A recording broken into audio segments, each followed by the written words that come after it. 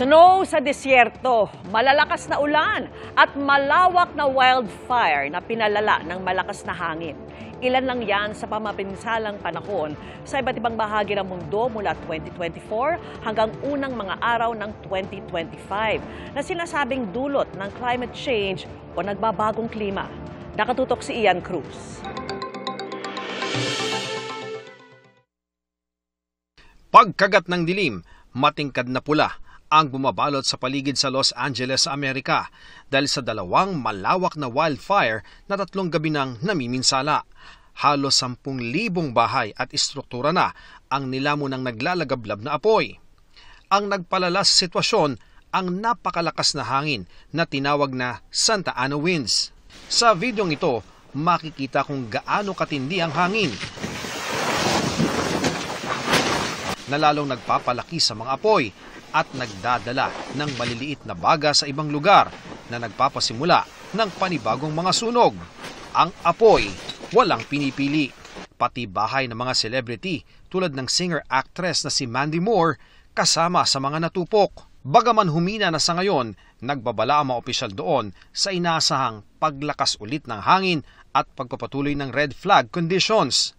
Ang mga kondisyong nagresulta sa itinuturing na pinakamapaminsalang wildfires sa kasaysayan ng Los Angeles. Sinasabing resulta ng climate change. Mahigit 2 dekada na raw nakakaranas ng pinakatuyot na kondisyon ang southwestern United States.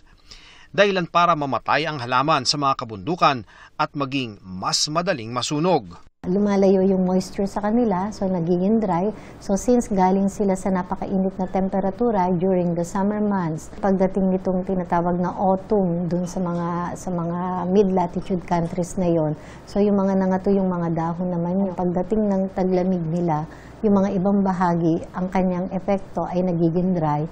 Therefore, mas mga favorable siya dun sa mga tinatawag na mga wildfires. Kung sa California ay apoy, malakas na ulan naman ang naminsala sa Saudi Arabia kamakailan. Kita yan sa videong ito kung saan nilipad at binalibag pa ng malakas na hangin ng mga luggage container sa airport sa Jeddah noong January 6, kasama sa mga napuruhan ng masamang panahon ng Mecca na itinuturing ng mga Muslim na holiest city. Maraming nalubog sa baha. Bago niyan, nagka-snow sa unang pagkakataon sa disyerto sa Saudi Arabia. Matinding snow rin ang naranasan noong Nobyembre sa Seoul, South Korea na ayon sa mga otoridad doon ay ang heaviest on record. Pero kung heavy snow ang naranasan sa South Korea, sa Japan, November 7 na nang maobserbahan ang first snowfall sa Mount Fuji. Ayon sa Japan Meteorological Agency, ito ang pinakahuling snowfall sa loob ng 130 taon nilang obserbasyon. Dito sa Pilipinas, kung El Nino o tagtuyot noong unang semestre ng nagdaang taon, La Nina na magdadala ng maulang panahon naman ang iiral sa unang quarter ng 2025 ayon sa Pag-asa. Walang bagyong naitala mula Enero hanggang Marso noong 2024, pero ngayong taon, maaaring may tigi-isang bagyo sa nasabing mga buwan. Ang mga pag-ulan, matinding mararanasan sa eastern section ng bansa, kabilang ang Quezon, Aurora, Bicol Region, Eastern Visayas, Northern at Eastern Mindanao, kasama ang Davao Region. Kailangan pa rin natin na maging handa sa lahat ng mga possible na mga floods, flash flood, dulot pa rin ng mga maraming ulan.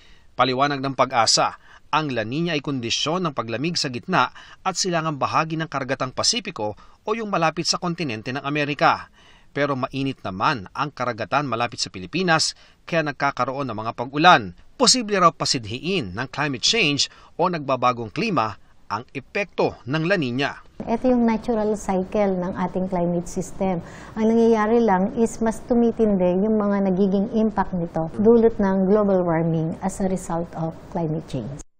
Sa pagtatapos ng La Nina sa dulo ng first quarter, inaasahan naman ng Pag-asa na hindi mauulit ang record-breaking na heat index ng dry season ng bansa sa second quarter ng taon. Hindi ganun ang katindi ang posible nating maranasan dahil nga last year meron tayong strong El Nino. Possible yung usual na nakakapagtala pa rin tayo ng maiinit na temperatura pero hindi ganun ka-record breaking. Balik sa maraming ulan ang third quarter ng taon o ang habagat season kung kailan din pumapasok ang maraming bagyo.